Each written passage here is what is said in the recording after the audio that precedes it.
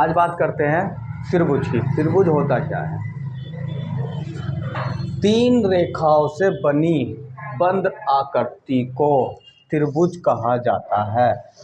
तीन रेखाओं से बनी बंद आकृति को त्रिभुज कहा जाता है।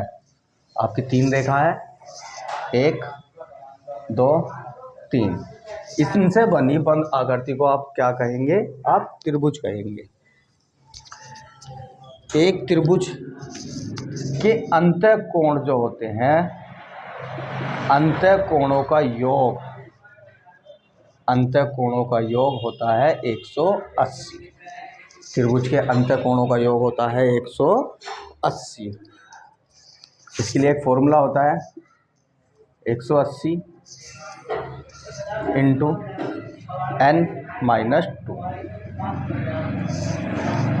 180 इंटू n का मान 3 -1, 180 इंटू 1 बराबर में कितना? 180। तो त्रिभुज के अंतः कोणों का योग कितना हो गया? 180।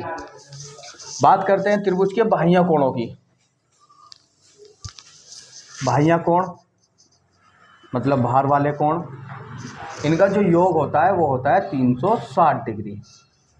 जो बाह्य कोण है ये वाला, इनका कोण होता है 160 डिग्री। बाह्य कोणों का जो योग होता है वो होता है 360 डिग्री। त्रिभुज के अंतः कोणों का योग होता है 180।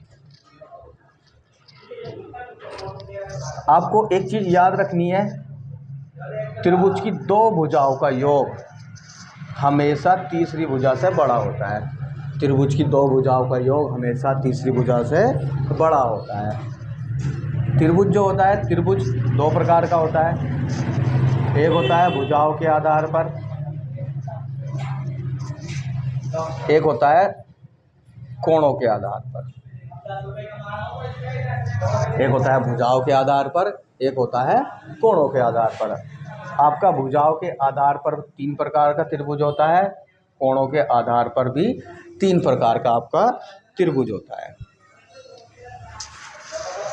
भुजाओं के आधार पर 3 प्रकार का त्रिभुज होगा, कोणों के आधार पर भी 3 प्रकार का त्रिभुज होगा। बात करते हैं अब कोणों के आधार पर। कोणों के आधार पर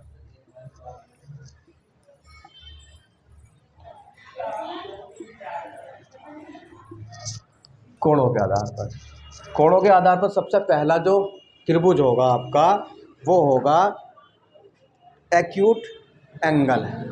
वो होगा आपका एक्यूट एंगल, यानी कि न्यून कोण।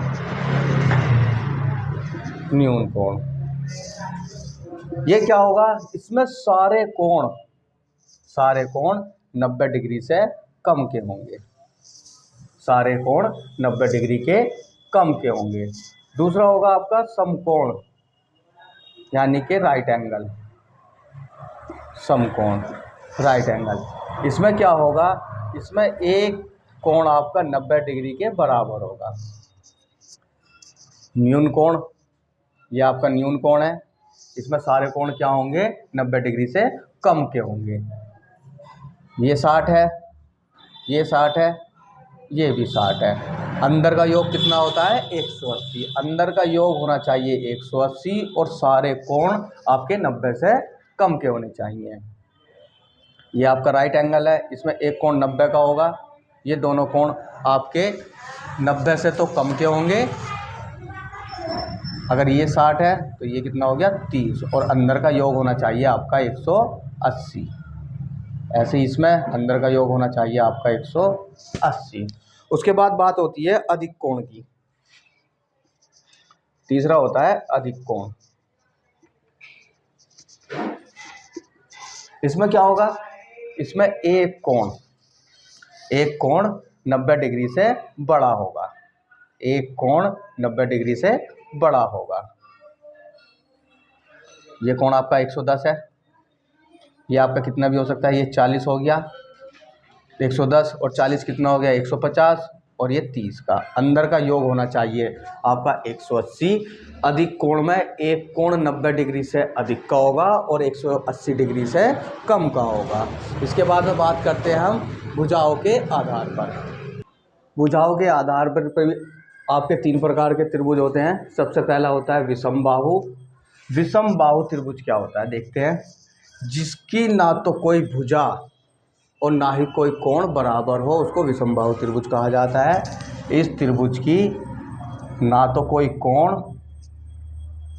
और ना कोई भुजा आपकी क्या होगी, इक्वल होगी, यानी कि सारी कोण और सारे भुजा आपकी अलग अलग होंगी। सारे कोण और सारी भुजा आपकी अलग अलग होगी। समद्विबाहु त्रिभुज क्या आता है, जिसकी दो भुजा तथा उनके आमने सामने के कोण बराबर हो, वो समद्विबाहु त्रिभुज कहलाया जाएगा। दो भुजा तथा उनके आमने सामने के कोण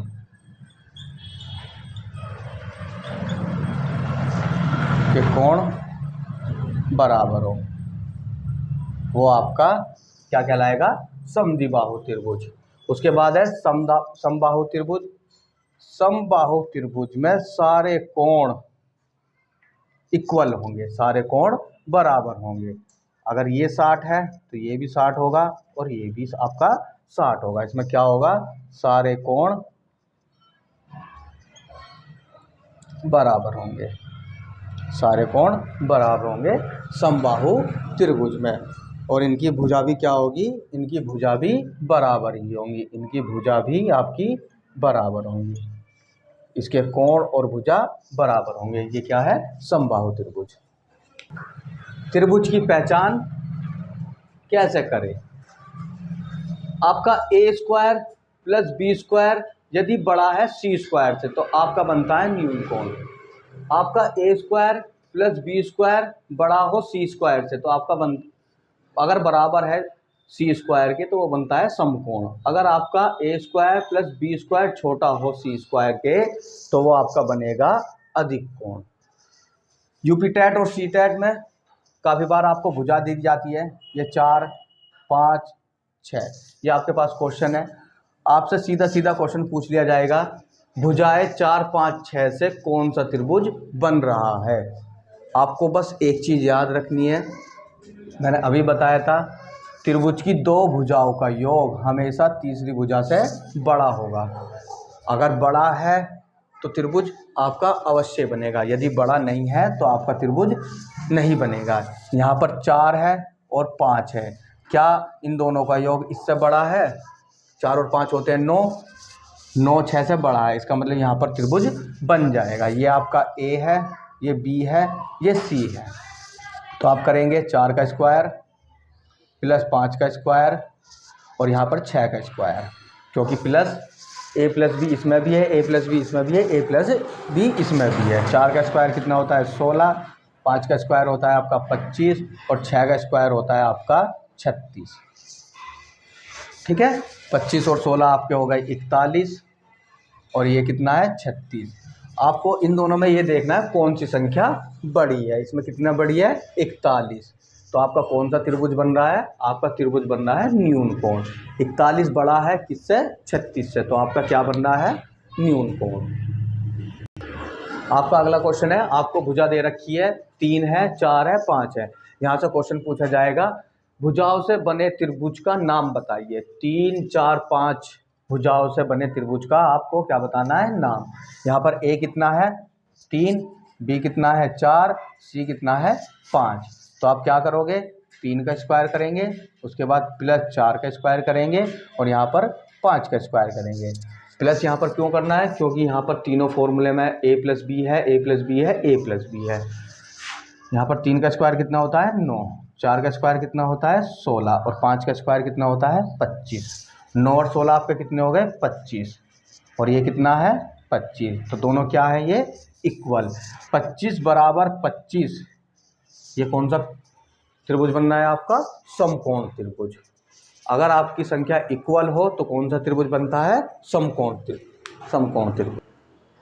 चलिए अगला क्वेश्चन देखते हैं। 7, 7 का स्क्वायर कितना होता है? 49। 8 का स्क्वायर कितना सॉरी 2 का स्क्वायर कितना होता है? 4। 8 का स्क्वायर कितना होता है?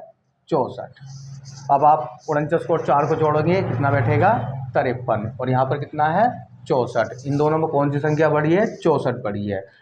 तो यहाँ से आपको कौन सा त्रिभुज मिल रहा है? यहाँ से आपको मिल रहा है अधिक कोण। यहाँ से बनेगा ये अधिक कोण। आपका आंसर क्या हो गया? अधिक कोण। यहाँ से आपको अधिक कोण मिल रहा है क्योंकि 64 53 से बड़ा है। आपके सामने अगला क्वेश्चन है, भुजा है 5, भुजा है 4, भुजा है 10 से बने त्रिभुज का नाम बताइए। और आपके ऑप्शन है न्यून कोण, दूसरा ऑप्शन है समकोण, तीसरा ऑप्शन है आपका अधिक कोण, और फोर्थ ऑप्शन है आपका त्रिभुज नहीं बनेगा। आपके पास 20 सेकंड है। 20 सेकंड में क्वेश्चन करना है। आपके त्रिभुज की माप है, जो भुजा है उनकी माप है 5, 4 और 10। आपको बताना है कौन सा त्रिभुज आपका बन रहा है। पहला ऑप्शन है आपका न्यून कोण, दूसरा ऑप्शन है आपका समकोण, तीसरा ऑप्शन है आपका अधिक कोण, और फोर्थ ऑप्शन है आपका कोई त्रिभुज नहीं बन रहा। हाँ, बिल्कुल सही तरीके से आंसर बताना है। आपको सबसे पहले ये देखना है, क्या दो भुजाओं का योग तीसरी भुजा से बड़ा है? 5 और 4 ऐड करने पर 10 से बड़ा है क्या? नहीं है।